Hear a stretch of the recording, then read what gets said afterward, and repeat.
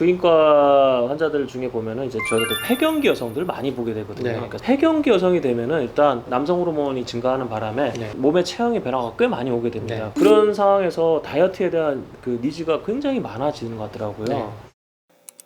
아프지 마요. 여성 건강 지킴이 변승원입니다. 혹시 뭐 폐경 후 여성에게서 조금 더 비만에 대한 조언을 해줄 수 있는 게 있을까요? 혹시? 저는 네. 활동량을 좀 늘리라고 말씀을 드리고 싶어요. 그러니까 운동이라는 것이 반드시 필요한 건 알고 운동을 하면 내 몸이 좋다는 것도 알지만 일상생활의 바쁨과 또 피곤함 때문에 매번 가지 못하고 일주일에 한두 번 정도 겨우 가게 되는데, 이렇게 내가 뭔가 운동을 해서 살을 빼야겠다라는 욕심보다 내가 좀 더 많이 움직여야겠다라는 관점으로 앉아서 할 수 있는 행동들도 좀 서서 한다든지 아니면 가볍게 걷는 것 위주로 좀 더 걸음의 수를 늘려간다든지. 제가 환자분께 말씀드리는 것들은, 우리가 운전을 하고 마트를 가면 주차장을 삥삥 돕니다. 왜 돌까요? 좋은 자리. 그쵸. 좋은 자리는 들려고. 입구랑 가까운 곳입니다. 입구랑 가까운 곳을 차를 대려고 계속 몇 바퀴를 돕니다.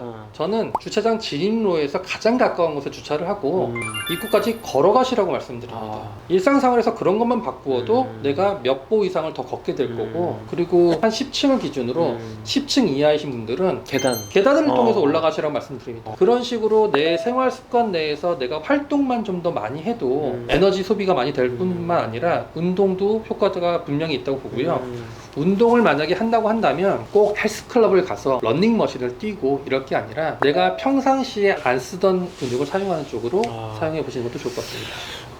특히나 그 폐경기 되면은 저희가 호르몬 치료를 많이 하거든요. 그러니까 뭐 물론 폐경기 증상 때문에 그럴 수도 있는데 골다공증에 대한 이슈가 생기잖아요. 그래서 골다공증은 사실은 아래로 바닥에 중력 방향으로 닿는 운동을 많이 하라라고 이렇게 저희 권유를 많이 해요. 그렇죠. 네. 네. 그러니까 아까 말씀하셨던 것처럼 계단 오르기 굉장히 좋은 그럴 수 것 있죠. 같습니다. 네. 제가 경험하고 있는 외래에서 경험하는 그 여성들 중에 보면은 생리불순을 오는 여성들이 꽤 있는데 네. 그분들 얘기를 잘 들어보면은 다이어트 약을 먹고 있다는 경우가 많아요. 네. 생리불순의 가장 큰 원인으로 저희가 보기에는 정신적 스트레스를 얘기를 하는데 네. 그 스트레스가 오는 기전 중에 하나가 암페타민 같은 그런 향정신성 의약품을 씀으로써 오는 경우가 많아요. 네. 비슷한 기전이거든요. 네. 그래서 다이어트 약을 처방을 하는 의사 선생님도 그렇고 어떻게 해서 구해서 드시는 환자들도 그렇고 그런 생리불순이 올 수 있다는 걸 조금 인지를 했으면 좋겠어요. 왜냐면 사람들은 생리불순이 오면은 되게 큰 이게 막 암이 아니냐는 이런 생각으로 오는 경우가 대부분 많은데 사실은 대부분은 정신적 스트레스, 그리고 또 물어보면 대부분 먹고 있는 약이나 어떤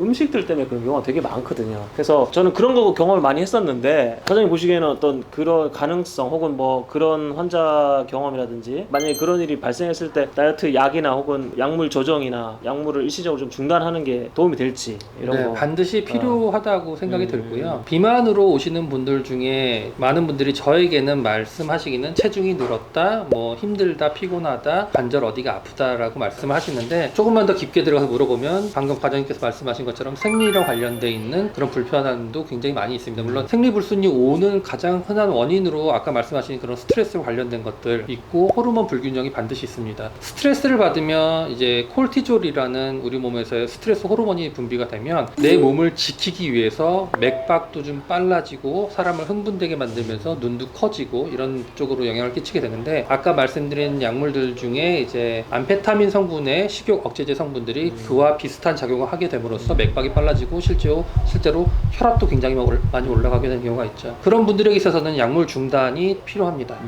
그런 약물 이외에 심혈관계에 부작용이 좀 적은 다른 계통의 약물로 바꾸시는 것도 권장을 드립니다. 그렇다면 이런 약물, 비만에 관련된 약물 치료 혹은 그 전반적인 치료는 어느 과 선생님을 만나서 치료받는 게 좋을까요? 뭐 어느 과라고 단정 지을 수는 없는데요. 네. 저는 개인적으로 환자분들께 좀 적절한 비유인지 모르겠지만 짜장면집과 병원은 집 가까운 곳이 제일 좋다라고 얘기를 합니다. 그래서 자기가 마음을 열고 편하게 상담하실 수 있는 선생님이면 전문 과목은 크게 중요하진 않고요. 여성분들이 아무래도 본인 본인의 성과 관련된 것이나 아니면은 여성성에 대한 문제들이 있기 때문에 저는 부인과 선생님들께서도 이런 비만이나 영양에 관심을 많이 갖고 우리 과장님처럼 적극적으로 관심 가지시고 환자분께 조언해 주시는 것도 필요하다고 봅니다. 환자들 입장에서는 좀 비만의 전문가다. 그러니까 예를 들면 네. 무슨 전문 과목이 있다면 네. 비만의 전문가가 좀 봤으면 좋겠다. 뭐 이런 니즈가 있지 않을까요? 네, 그럴 수 있겠죠. 과장님처럼 이렇게 비만에 대해서 많이 연구하시고 고민하셨던 분이 보시면 더 좋지 않을까 하는 생각을 하고 있습니다. 아유, 감사합니다. 네. 아프지 마요. 여성 건강 지킴이 변승원입니다.